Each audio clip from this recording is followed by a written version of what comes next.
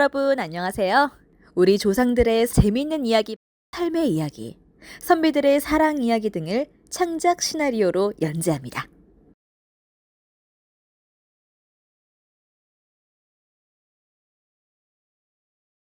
달빛이 맺어준 밀회.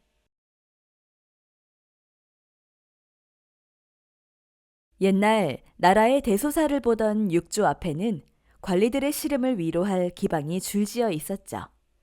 그 중에서도 규모가 으뜸이라고 할 수 있는 기방에는 영월이라는 한 기생이 있었어요. 그녀는 뽀얀 피부와 나긋한 말투, 나름대로 예쁜 얼굴을 가지고 있었지만 아쉽게도 머리가 좋지 않고 별다른 재주가 없어서 지체 높은 사대부들과도 잘 어울리지 못하는 처지였어요. 그런 자신을 아는 영월이는 걱정거리가 있었어요. 기방에서 자신을 부양할 사내를 찾지 못한 여인의 최후를 잘 알고 있기 때문이었죠. 영월이와 기방을 떠나는 기녀가 문 앞에서 서로를 붙잡고 아쉬워하네요. 영월아, 너는 좋은 사내를 만나거든. 꼭 잡아야 한다. 알았어요. 딴 곳에서라도 잘 지내시구려. 떠나는 기녀들은 예쁜 저고리도 화려한 치마도 변변한 비녀도 없이 기방에서 쫓겨나 독수공방하며 늙고 가난한 자들 사이를 전전하는 모습은 죽기보다 싫었어요. 그래서 시간이 갈수록 마음이 조급해진 영월은 틈만 나면 이렇게 말하고 다녔죠. 아, 이젠 그냥 아무개의 첩으로라도 이 기방을 떠나고 싶구나. 그런 그녀의 소문은 기방의 일을 돕던 안악에게도 전해졌어요. 그런 기녀가 있단 말이지? 안악은 사대부나 민가 여인들의 은밀한 이야기부터 과부나 기녀들의 이야기를 입에 올리기 좋아하는 호사가였어요. 안악은 돌쇠를 부르더니 돌쇠야! 아니 글쎄 그 집 마님 말이야? 네, 왜요? 아이고 그 마님은 왜 그 집에서 나갔대? 아유. 안악은 거기서 멈추지 않고 이미 혼인을 한 자들을 맺어주거나 기녀들이 돈을 받고 잠자리를 팔도록 유혹하기도 했어요. 정 급하면 내가 여인을 소개시켜주겠다고 하게. 아유, 그러던지 말든지 알아서 하슈. 영월의 소문을 들은 안악은 얼마 전 마을 어귀에서 만난 돈이 많다던 노인의 말이 떠올랐다. 반반한 기녀를 첩으로 들일 수 있게 도와주면 큰 돈을 주겠네. 그 노인은 얼굴이 추하게 생긴 데다 여색을 밝힌다는 흠이 좀 있었지만 영월이 하나 정도는 충분히 거둘 수 있는 자였어요. 안악은 영월을 찾아가 온갖 미사역으로 노인을 칭찬하며 다리를 놓아주겠다고 말하였죠. 그분께서는 사내 중에 사내로 짐승과 같이 야생적인 외모를 가지고 계시다네. 중인이지만은 웬만한 양반보다 돈도 많고 집도 크다네. 오래전부터 자네를 마음에 품어왔다 하시니 이번 기회에 팔자를 한번 펴보는 게 어떤가? 그러나 영월은 지난번 아무개라도 괜찮다고 했던 말을 까맣게 잊고 고개를 절레절레 흔들었어요. 아무리 부유하다지만 늙고 한참 나이도 많은 못생기자는 실소. 안악은 영월을 팔아먹으려 했던 제 음흉한 속을 들킨 것 마냥 울그락불그락해진 얼굴로 화를 내기 시작했어요. 아니, 다 늙어가는 기녀 주제? 제 거를 생각해서 좋은 다리를 놓아주려 했건만 추제도 모르고? 그래, 나중에 기방에서 쫓겨나거들랑 후회나 하지 마시게나. 안악은 화를 내며 영월의 방을 나오긴 했지만 아쉬웠죠. 큰 돈을 만질 수 있는 절호의 기회를 놓친 것이 화가 나서 영월을 골탕 먹일 기회만 호시탐탐 노렸어요. 여기를 떠나면 오갈 곳 없을 영월의 처지를 똑똑히 알려줄 방법을 고심하던 안악은 이내 묘수를 떠올렸어요. 다음 날 안악은 영월을 찾아가 큰 연회가 있으니 거기에 가라고 영월을 꼬드겼어요. 한양에서 아주 유명한 사대부들이 모여 유흥을 즐기는 연회가 있으니 가보겠나? 아, 최고로 아름답게 치장한다면 당연히 들어갈 수 있을 것이요. 정말이요? 치장만 하면 들어갈 수 있는 곳인가? 연회에 가기만 하면 지체 높은 양반들의 첩이 되는 것은 일도 아니지. 정말 그러하다면 내가 한번 마음껏 치장하고 가보리다. 하지만 저마다 화려한 매력으로 연회에 오는 고급 기생들 사이에 초대도 받지 않은 영월이 나타나면 당연히 들어갈 수조차 없을 것이었어요. 안악은 영월이 그곳에서 볼품없는 자신의 처지를 똑똑히 깨닫고 처참히 일그러질 영월의 얼굴을 상상하며 연회 날만을 손꼽아 기다렸어요. 마침내 사대부 연회의 날이 밝자 안악은 한껏 약이 오른 영월의 모습을 상상하며 연회장으로 향했죠. 콧대 높은 척하는 영월이 넌 그곳에 가면 따돌림이나 당할 거다. 나를 무시하더니 너도 맛 좀 봐라.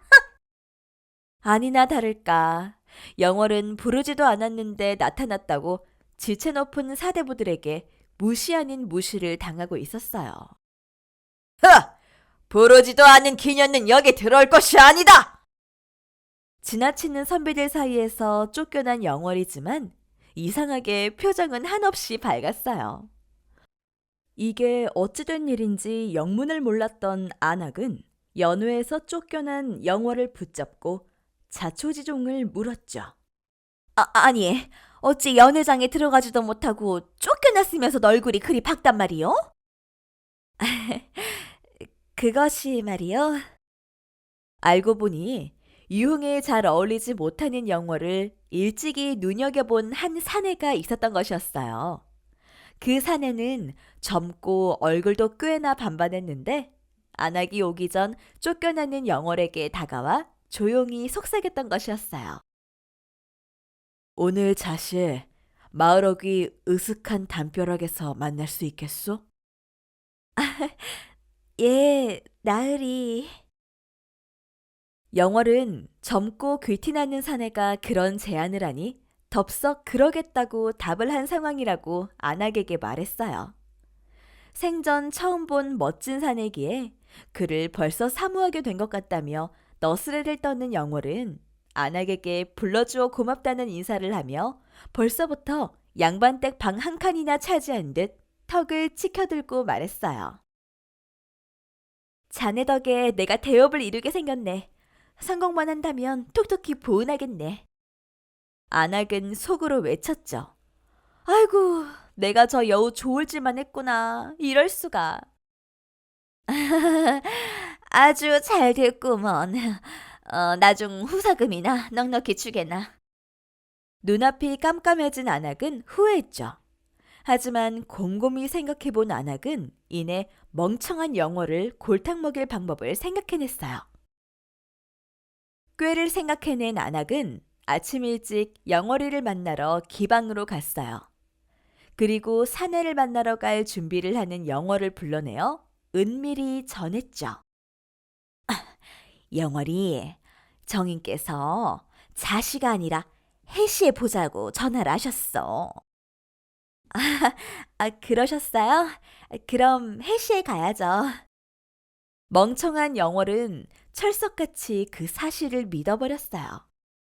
그리고 해시가 되자마자 담벼락으로 가 그 사내를 하염없이 기다렸어요. 하지만 해가 지고 달이 떠올라도 사내는 오지 않았죠. 본래 약속 시간인 자시가 아니라 안악이 거짓으로 전한 해시부터 기다렸으니 사내는 당연히 나타나지 않았어요. 내가 만만해 보이니 이런 수모를 겪는구나. 이 사실을 모르는 영월은 설움이 차올라 수천 번을 다시 기방으로 돌아갈까 고민했어요. 하지만 가다가도 혹시나 사내가 나타날까 싶어 약속 장소인 담벼락을 떠나지 못했어요. 영월이 오도 가도 못하는 동안 눈썹 같은 달은 벌써 담장 너머에 걸렸어요. 무정한 사내. 멍청한 계집애. 엉엉 울며 돌아갔겠지? 안악은 멍청한 영월이 엉엉 울며 홀로 돌아갔을 거라 생각하며 한참을 비웃던 안악은 이내 코를 드르렁 드르렁 골며 단잠에 들었어요. 그런데 엎친 데 덮친 격으로 쌀쌀한 빗줄기까지 영월의 머리 위로 한 방울씩 떨어지려던 찰나 저 멀리서 한 등불이 호련히 나타났어요. 어, 혹시 저 호롱불을 가지고 오시는 분이? 등불을 들고 한적한 걸음을 옮기는 자의 얼굴을 확인한 영월은 안도하는 마음 반, 서러운 마음 반으로 셀쭉한 표정이 되었어요. 영문을 알지 못한 사내는 반갑게 영월을 부르며 다가왔어요. 낭자! 그러나 사내가 가까이서 본 영월의 표정은 좋지 못했어요. 역시 너무 늦은 시간에 불러낸 것이 내가 너무 무도한 짓이었구나. 너무 늦은 시간에 불러낸 것이 미안했던 사내는 부랴부랴 영월에게 사과를 건넸어요. 그게 오래 기다리셨소? 미안하오. 어찌저찌 하다 보니 어쩔 수 없었소. 그 따뜻한 말 한마디에 서름이 확 풀린 영월이었지만 입에선 마음과 다른 말이 흘러나왔어요. 영영 오지 않으실 줄 알고 돌아갈까 했지 뭡니까요? 영월이 콧방귀를 뀌며 돌아서며 얼굴도 잘 보여주지 않는 탓에 사내는 애 같아 영월에게 뭐라도 쥐어주려는 듯 앞섭을 뒤적거려 이것저것 꺼내기 시작했어요. 바로 영월을 위해 사내가 지은 짧은 시구가 적힌 종이였죠. 칠흑 같은 밤에도 영월은 보름달만큼 빛나는구려. 영월은 자신의 이름이 적힌 시구를 보자 눈시울이 붉어졌어요. 이것은 나를 위한 시조가 분명하군요. 그렇지만 그 시조로 내 마음을 다 잡았다고 생각하지 마시죠. 그리는 생각지 않소. 내심 방방 뛸 정도로 기분이 좋아진 영월이었지만 사내가 자기를 쉽게 볼까 두려워 계속 화가 난 척하며 사내를 따라 나섰어요. 그리고 두 사람은 멀리 갈 것도 없이 으슥한 곳에서 깊은 정을 나누었죠. 곧 해가 뜰지도 몰랐기에 다른 은밀한 곳을 찾을 새도 없이 두 사람은 서로를 탐하기 시작했고 그 이후에도 영월과 그 사내는 누군가 나타날지 모를 곳에서 은밀한 만남을 이어가며 끈끈한 정을 쌓아갔죠. 정말 살이 희고 뽀얗구나. 선비님, 부끄럽습니다. 사내와 영월이의 사랑은 깊어만 갔습니다. 그 후에 선비는 영월을 첩으로 들여 일생을 보전해 주었어요. 안악은 억울해하며 내가 오히려 그 두 사람 사이를 도왔다며 배아파하던 안악은 마당에서 대골대골 구르다가 그만 입을 돌에 찌어 한동안 남의 얘기를 할 수 없게 되었지요. 하지만 이 사실을 알지 못한 영월은 안악에게 필히 보은하였어요. 이런 영월을 보며 부끄러움을 느낀 안악은 돌에 찧었던 입이 다 나아도 남의 얘기를 하지 않고 여생을 평온히 보냈다고 하네요. 영월을 골탕 먹이려고 안악이 부린 묘수가 영월은 물론이고 안악까지 돌아보는 결과를 만들었다는 이야기입니다. 목전지게. 눈앞에 보이는 한때만을 생각한 꾀뜻이에요. 달빛이 맺어준 밀회를 시청해주셔서 감사합니다. 좋아요, 구독 부탁드립니다.